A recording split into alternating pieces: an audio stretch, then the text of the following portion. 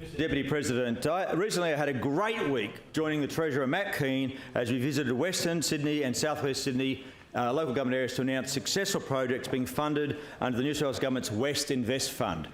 Over the week we were joined by the Premier, Dominic Perrottet, Minister for Metropolitan Roads, the Honourable Natalie Ward, our colleague here, Minister for Local Government, Wendy Tuckerman, and local, mainly Labor mayors, John Forker for Burwood, Mark Greenhill for Blue Mountains, Donna Davis for Parramatta, and Tony Bleasdale for Blacktown. And local members of Parliament were invited and some joined us as well. The $5 billion WestInvest program is designed to fund transformational infrastructure projects that will improve livability in West and South West Sydney.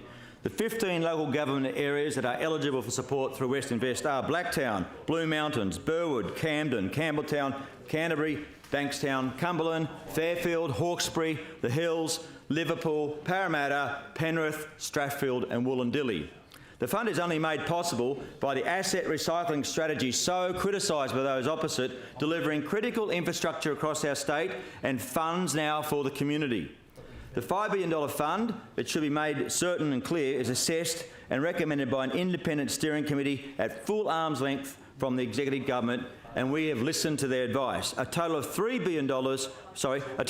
billion is allocated to community project grants. This includes the local government allocation of approximately $400 million allocated to the 15 LGAs, local government areas, which each local council is eligible for between $20 and $35 million depending on their population size. That's guaranteed commitment to those councils. And tell you what, those mayors were salivating as we delivered that money.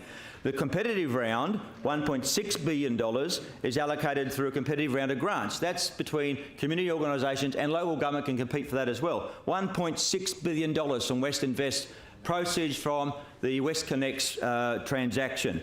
That's under assessment at the moment and keenly being competed for between cultural organisations, sporting organisations, arts organisations, religious groups, community groups, and of course local government. And environmental groups too, I should say. It's important to note, as I said, the WestInvest Fund is administered and assessed by an independent steering committee, and the assessments the government signs off on are being delivered now. Under the WestInvest program, funding announcements have already been made in the last week for the following local government areas. $24 million for community projects in Canterbury, Bankstown, strong Labor area. Over $14 million for upgraded street spaces in Burwood. $9.13 million for a new sports centre and cycling connections in the Blue Mountains.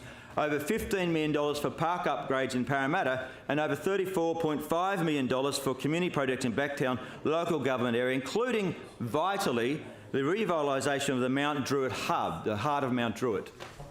Mr Deputy President, the projects assessed under the local government allocation, which are being announced progressively as they are approved, and there's more to come, watch this space in the next 7 days, will deliver numerous enormous benefits across West and South West Sydney, including at least 13 new and revitalised parks, at least 7 activated high streets, more than 15 new and upgraded community centres, 15 new and upgraded community centres in Western Sydney, 9 upgraded sports grounds and fields, more than 37 kilometres of new walking and cycling tracks in Western Sydney, more than 9 new BMX and skating tracks and parks, and the kids are fantastic about that when we saw them, and a huge number of new trees, one of my favourites, new tree planting and greenery across the 15 LGAs covering most of Western Sydney. These projects will help ensure residents love their communities and spend more time in their local area, quality of life, because happy local residents are residents that spend money in their local businesses, volunteer in their local communities and take part in local hobbies and activities and have a healthy life.